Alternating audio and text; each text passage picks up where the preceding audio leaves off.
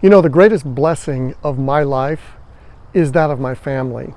To really know and understand that my parents loved me, my siblings loved me, and that's something that I have forever, that can never change. It can't be altered. They gave me so much. Was everything perfect? No, not by a long shot was everything perfect.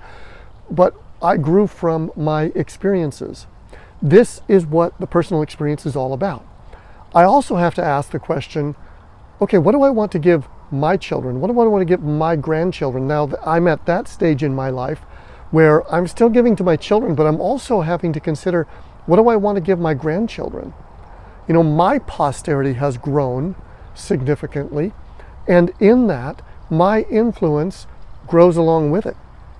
That's a great responsibility. I have to understand that responsibility.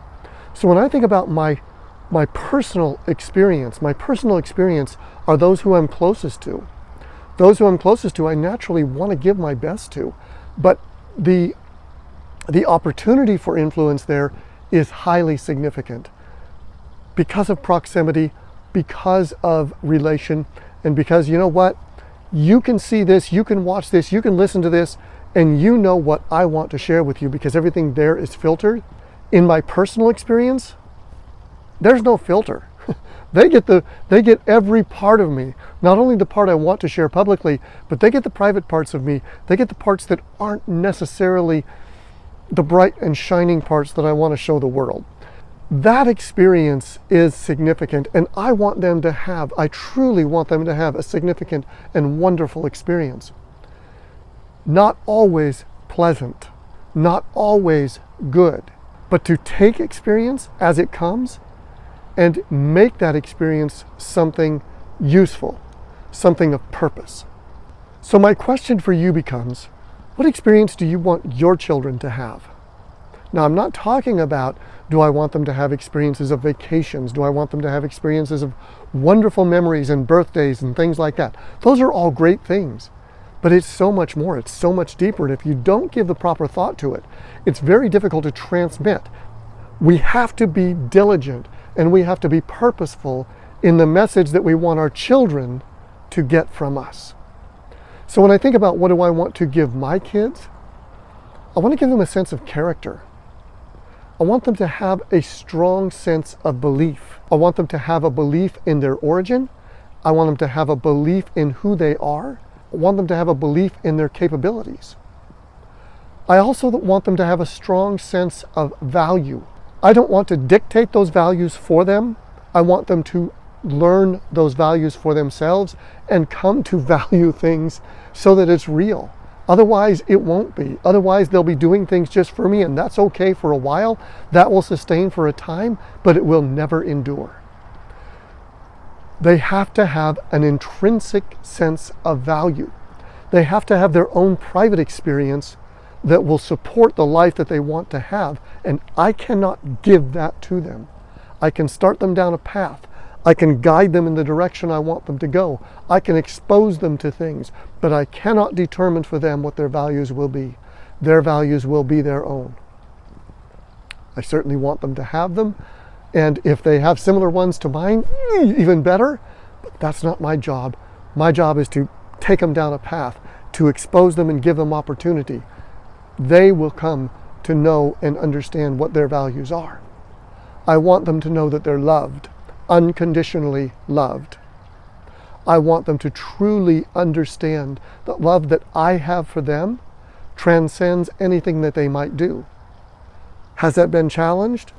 Yeah. I have adult children. Yes, it's definitely been challenged. Was I always perfect at it? No. Do they know it? Yes. They absolutely know that they're loved. They absolutely know that I care about them deeply and more so than most other people in the world. That love goes far beyond me.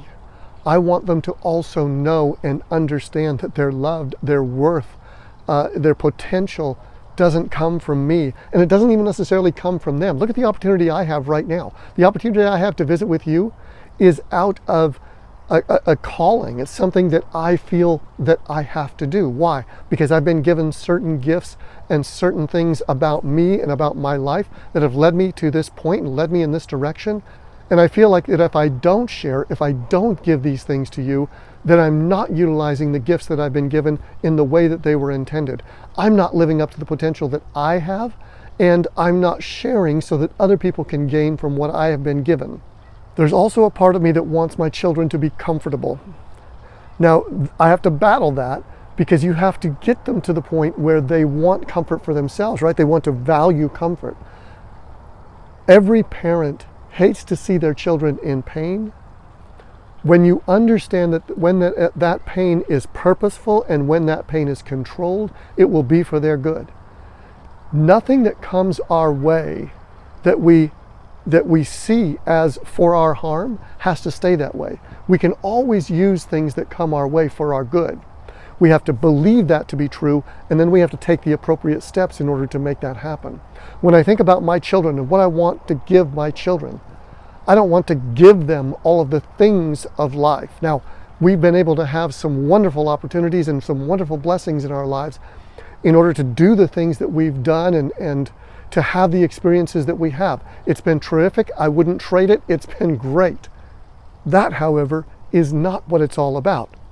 Those experiences brought us closer together. Those experiences give us commonality. It begins to define who and what we are. It begins to provide that direction that I talked about earlier. It's not that event. It's not that experience that we wanted to have. The experience that we wanted to have transcends the physical experience that we did have. That's what having and creating experience is all about. I want you to have and create the most extraordinary experiences that you can. As you do so, as you create those exceptional experiences for your family, for your children, you yourself are going to have the most incredible, exceptional experiences as well. You can't help it but to be so. Why? Because we're doing something that's genuine. We're doing something we were meant to do. Your children are no accident. Your children are there on purpose. Your children are your children purposefully. They came through you, but not from you. We are all children of our Heavenly Father. And when we truly understand that, it provides us worth. It provides us the opportunity to move forward because we know that we are something more than just this mass of flesh, this cluster of cells that somehow crawled out of the ocean. We truly understand our purpose when we understand our origin. Now, my purpose in sharing this with you is to share what I believe. I've had to study this in depth to get to the level of understanding that I have, to get to the level of testimony that I have, to get to the level of belief that I have.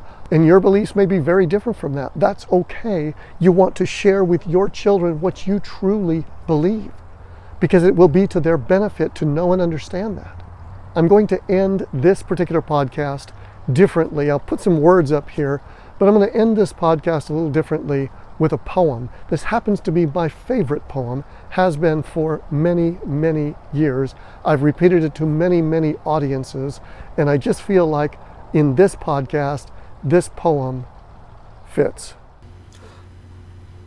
On Children by Khalil Gibran. Your children are not your children. They are the sons and daughters of life's longing for itself. They come through you, but not from you. And though you are with them, yet they do not belong to you. You may give them your love, but not your thoughts, for they have their own thoughts. You may house their bodies, but not their souls, for their souls dwell in the house of tomorrow, which you cannot visit, not even in your dreams. You may strive to be like them, but don't try to make them like you, for life goes forward, not backward. You are the bows from which your children as living arrows are sent forth. The archer sees his mark upon the path of the infinite, and he bends you with his might, that his arrows may go swift and far. Let your bending in the archer's hand be for gladness, for even as he loves the arrow that flies, so he loves the bow that is stable. So, fly. Thank you so much for being with me. I'll see you on the next Primacy Podcast.